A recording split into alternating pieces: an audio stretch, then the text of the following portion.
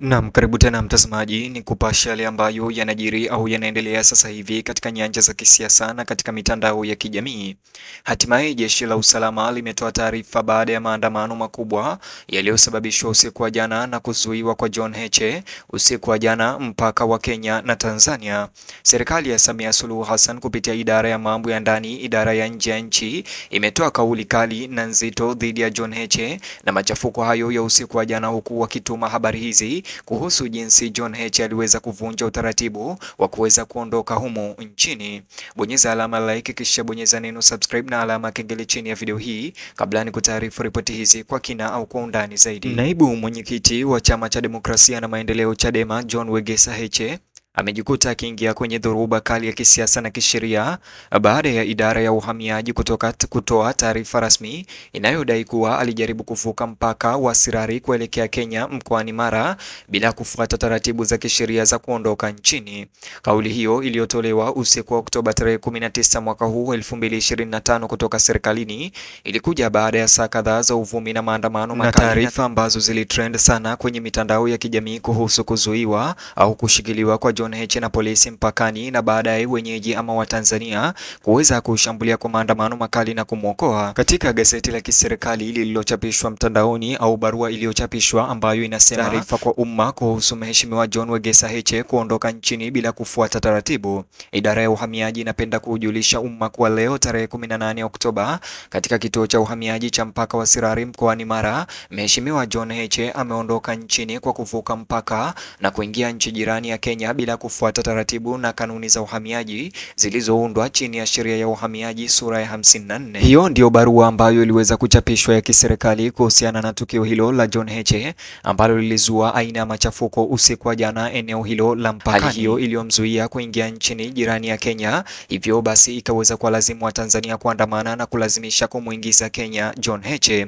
Kwa mujibu wa idara ya uhamiaji, tukio hilo lilitokea Oktoba tarehe 18 mwaka huu katika mpaka wa Sirari kaskazini mwa Tanzania mpaka wa Kenya. Mamlaka ilidai kuwa kizuizi cha Heche na polisi mpakani kilitokea wakati alipojaribu kuondoka nchini bila kufanywa ukaguzi wa lazima wa uhamiaji unaohitajika chini ya mfumo wa kisheria wa kitaifa. Idara hiyo ilidai kuwa kitendo cha kiongozi huyo wa Chadema John Heche kinakiuka vifungu vya sheria vya uhamiaji sura ya 54 ambayo inaeleza wazi taratibu za kuingia na kutoka nchini Tanzania. Katika taarifa yake, idara ya uhamiaji ilisisitiza kuwa raia yoyote ama raia wote bila kujali hali zao za kisiasa au kijamii wanafungwa na sheria zile zile zinazosimamia mienendo ya mipaka. Maafisa hao walisema kwa kizuizi cha Heche na polisi kwenye mpaka hakikuchochewa kisiasa bali ni suala la utekelezaji wa sheria na kusisitiza kwamba usalama wa taifa na uadilifu wa mpaka lazima uwe mbele kila wakati. Idara ilisisitiza kwamba hakuna mtu ambaye ameondolewa kwenye itifaki za uhamiaji na kufuata ni wajibu wa kiraia. Idara ilikwenda mbali zaidi kuonya umma kuwa jaribio lolote la kuingia au kutoka Tanzania bila kibali ni kosa la jinai na kosa hatari sana. Imetoa wito kwa wananchi na wageni kuhakikisha wanazingatia sheria za uhamiaji wanapovuka mipaka. Onyo hili lilifuatia mjadala mkubwa mtandaoni kuhusu kuzuiliwa kwa John Heche na polisi mpakani, jambo ambalo baadhi ya Watanzania waliliona kuwa ni la kisiasa kutokana na msimamo wake wa upinzani na wakati wa tukio.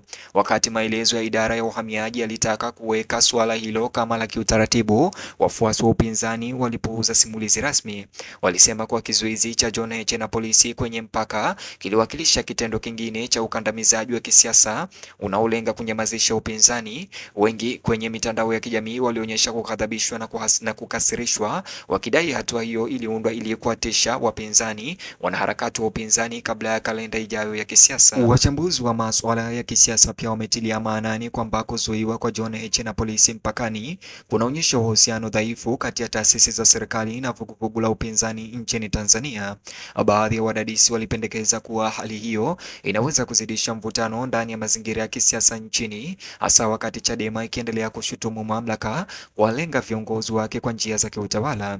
Watetezi wa haki za binadamu wametaka kuwepo kwa uwazi katika kushughulikia suala hilo, wakiitaka serikali kufafanua iwapo kizuizi cha John Heche na polisi kwenye mpaka kilitokana na masuala ya usalama yanayoweza kutegemewa au kutumika kama kisingizio cha kuweza kumzuia kusafiri kwenda Kenya. walikumbusha mamlaka kwamba haki ya kutembea inalindwa chini ya sheria ya kitaifa na kimataifa pia, na kizuizi chochote lazima kiwe na haki chini ya utaratibu unaostahili. Licha ya taarifa rasmi, maswali yamebakia kuhusu mlolongo wa matukio yaliyopelekea Heche kuzuiwa na polisi mpakani. Taarifa kutoka chini zinasema kuwa alikuwa amepanga kuhudhuria mazishi ya mwanasiasa maarufu nchini Kenya, na kwamba hatua ya kumzuia imekuja saa chache baada ya Chadema kutangaza hadharani mipango yake ya kusafiri. Msururu wa matukio umechochea tuhuma na kuzuiwa kimakusudi kuliweza kuchochea maandamano madogo usiku wa jana, ambayo ililazimu vijana pamoja na Watanzania kwa ujumla wakishirikiana na baadhi ya Wakenya, kama vile ripoti mitandaoni zinavyodai, waliweza kumwokoa John Heche na kuweza kumuingiza Kenya, lakini John Heche anadai kwamba pasipoti yake pia iliweza kuchukuliwa. Kufikia Jumapili mchana, haikufahamika iwapo John Heche alikuwa amehojiwa rasmi au amefunguliwa mashtaka mahakamani. Mamlaka ya uhamiaji ilishikilia kuwa hali hiyo inashughulikiwa kwa mujibu wa sheria na kwamba hatua zote zaidi zitategemea uchunguzi unaoendelea.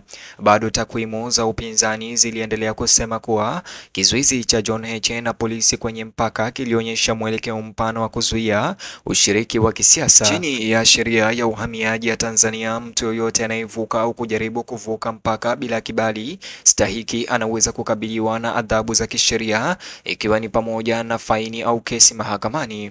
Maafisa walisema kwamba kuzuiliwa kwa John Heche na polisi kwenye mpaka kunatumika kama ukumbusho kwamba sheria za mipakani lazima ziheshimiwe, ingawa wakosoaji wanasisitiza kwamba utekelezaji lazima usiwe na upendeleo na sio silaha dhidi ya wapinzani wa kisiasa.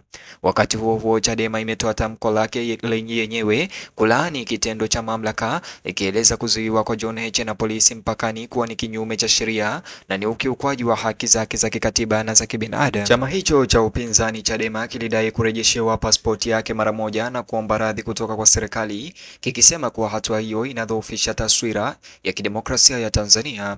Viongozi wa chama walikariri kuwa John Heche hakuwa na nia ya kukiuka sheria, bali alikuwa anatimiza wajibu wake binafsi na wa kisiasa nje ya nchi. Mzozo wa kuzuiwa kwa John Heche na polisi na kuzua maandamano mpakani unaendelea kutawala mijadala ya umma na mitandaoni, huku Watanzania wengi wakitaka uwajibikaji na haki katika utekelezaji wa kanuni za uhamiaji. Wakati mvutano unazidi kuongezeka, serikali na Chadema wanakabiliwa na shinikizo kubwa la kutatua suala hilo kwa uwazi. Matukio yanayoendelea huko Sirari sasa yamekuwa ishara mapambano mapana kati ya mamlaka ya kisiasa na haki za mtu binafsi katika demokrasia inayoendelea ya Tanzania. Mtazamaji, ni hayo tu ambayo nimeweza kukuandalia katika ripoti ama video hii. Ningekuomba unijuze maoni yako upande wa comment ama upande wa maoni chini ya video hii, alafu bonyeza neno like na alama ya subscribe, kisha bonyeza alama ya kengele chini ya video hii, kisha bonyeza box hicho kwenye screen yako, kitakuelekeza katika video ama taarifa zetu mpya zinazojiri na kutrend sasa hivi katika mitandao ya kijamii. Mtazamaji, ni hayo tu, tukutane baadaye kwa taarifa ama ripoti zaidi.